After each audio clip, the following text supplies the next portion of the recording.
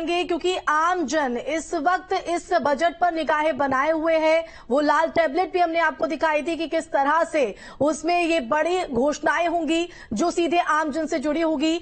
हिमांशु, अगर हम बात करें, क्योंकि अगर हम देखें हर बार तो बजट में मिडिल क्लास के इतना हाथ कुछ नहीं लग पाता है जिसकी उम्मीद मिडिल क्लास वर्क करता है, लेकिन इस बार माना जा रहा है कि इस बजट में मिडिल क्लास को फोकस किया जा सकता है, क्योंकि हमने 7 जून के संबोधन में पीएम मोदी की इस बात को भी सुना था जिसमें उन्होंने सीधे तौर पर कहा था कि विकास का चालक है मिडिल क्लास और उनकी भलाई, उनकी प्राथमिकता हमारे लिए सबसे महत्वपूर्ण है।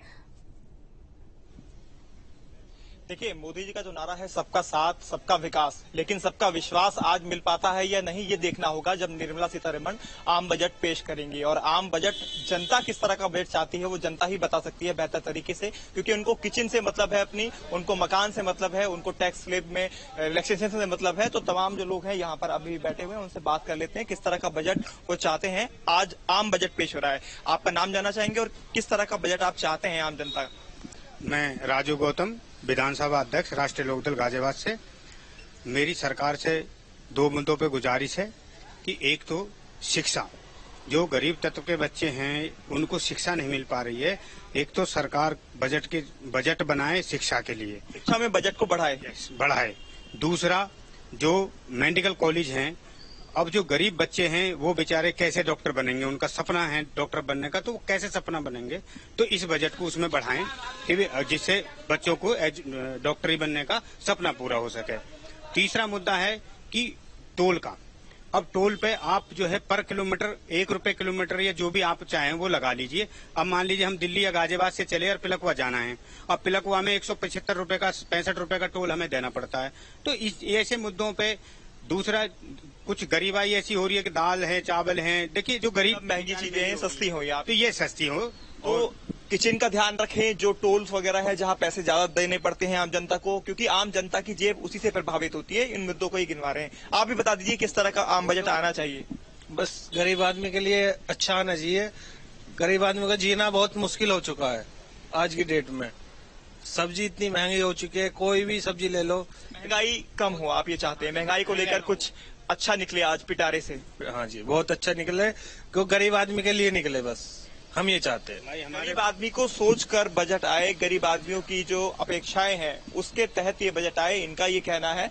तो साफ तौर पर जनता यही उम्मीद कर रही है जब आज बजट पेश होगा, आम बजट, और जो वादे सरकार ने किए हैं और 3.0 ये सरकार का जो बजट आने जा रहा है 2024-2025 का, उसमें गरीब जनता का जरूर ध्यान रखा जाएगा ताकि उनको राहत मिल सके। और किचन से जुड़े हुए जितने मुद्दे हैं जनता उनको चाहती है कि उसका खास तौर पर ध्यान रखे। और जो टैक्सेशन के स्लैब है उसमें अगर बढ़ोतरी हो जाती है तो एक मिडिल क्लास, जो लोअर मिडिल क्लास है, उनको काफी हद तक राहत मिल सकती है। और सबसे बड़ी बात है एजुकेशन। इसके अलावा जो रोजगार है, जनता रोजगार को भी चाहती है, रोजगार को लेकर लगातार मुद्दे उठते भी रहे हैं। तो इस बात को लेकर निर्मला सीतारमण भी कहते रही हैं कि रोजगार को बढ़ावा दिया जाएगा और 27 लाख पर ईयर के हिसाब से रोजगार मिलना चाहिए। जी, तो बिल्कुल ग्राउंड से लगातार जो हमारे संवाददाता हैं लोगों की यहाँ पर उम्मीदें बता रहे हैं कि क्या कुछ उम्मीदें वो इस बार के इस बजट से लगा रहे हैं।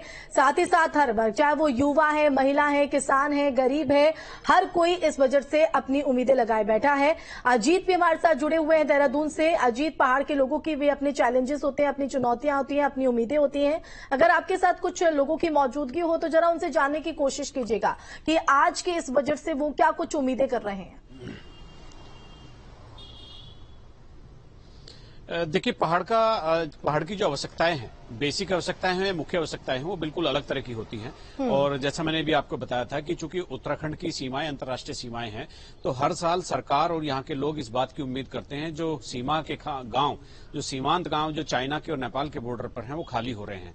अगर हमारी सरहदी खाली हो जाएगी और उसके लिए अलग से कोई एक प्लान केंद्र की सरकार में नहीं बनेगा तो बड़ी दिक्कतें होगी। वाइब्रेंट विलेज की जो योजना थी वो इतनी कारगर होती नहीं दिख रही है। वहीं के लोगों को, जो बॉर्डर पर जो गांव है, जो जनजाति हैं, जो दूसरे समुदाय हैं वहां पर रहते हैं, क्योंकि ये सूचनाओं के आदान प्रदान का एक बड़ा माध्यम गांव होते हैं और गांव खाली हो रहे हैं, तो इसलिए हमारी सरहदों के पर सूचनाओं के आदान प्रदान का अभाव हो रहा है। इससे हमें आने वाले समय में खतरे को भांपना होगा। तो ये भी एक उम्मीद यहाँ सरकार और यहाँ के लोगों ने लगाई है कि बॉर्डर के लोगों को बॉर्डर पर ही रोजगार देकर या स्वरोजगार देकर उनको वहां पर रोका जाए। और दूसरा जो हेल्थ और एजुकेशन का जो डिपार्टमेंट है, क्योंकि बुनियादी जरूरतें हमारी शिक्षा और चिकित्सा है, तो उस पर आप हमेशा देखते होंगे कि स्वास्थ्य सुविधाओं के अभाव में यहाँ पर बहुत सारी घटनाएं होती हैं, बहुत सारे लोगों को अकाली मृत्यु प्राप्त हो जाती है, बहुत सारे लोगों को बहुत सारी चीजें झेलनी पड़ती हैं।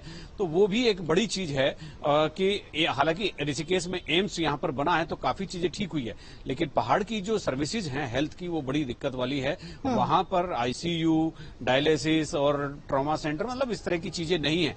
अच्छा, प्राइवेट सेक्टर तो वहां इसलिए नहीं जाएगा क्योंकि वहां पर उसकी उतनी आमदनी नहीं है और सरकार का जो खर्च है वो लगातार बढ़ता जा रहा है।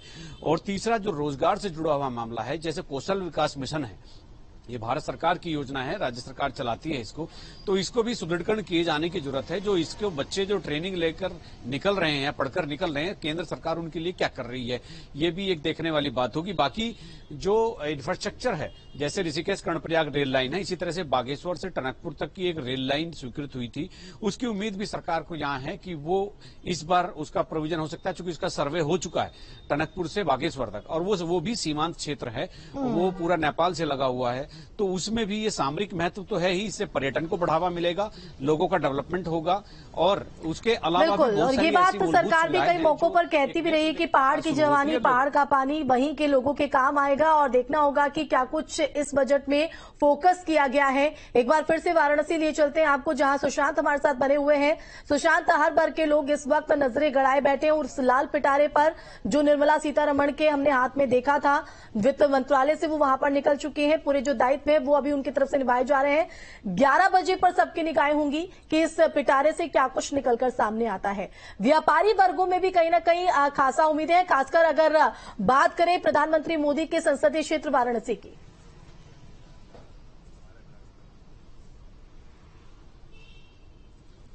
देखिए, उम्मीदों का बजट है ये। एक बार फिर से उम्मीद भरी निगाहों से जनता देख रही है। हमारे साथ कुछ लोग हैं, उनसे बात करते हैं। इस बार बजट में आप लोग क्या उम्मीद कर रहे हैं सरकार से?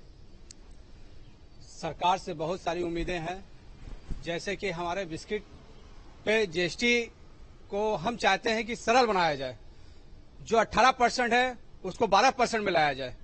और हमने कभी इससे पिछले भी हमने उम्मीद नहीं छोड़ी और आगे भी इस सरकार से उम्मीद नहीं छोड़ेंगे। व्यापारी चाहते हैं कि बहुत सारी उम्मीदें इस सरकार से है, बुनकरों को भी है। साड़ी पे का नाम में कुछ बजट लाया जाए।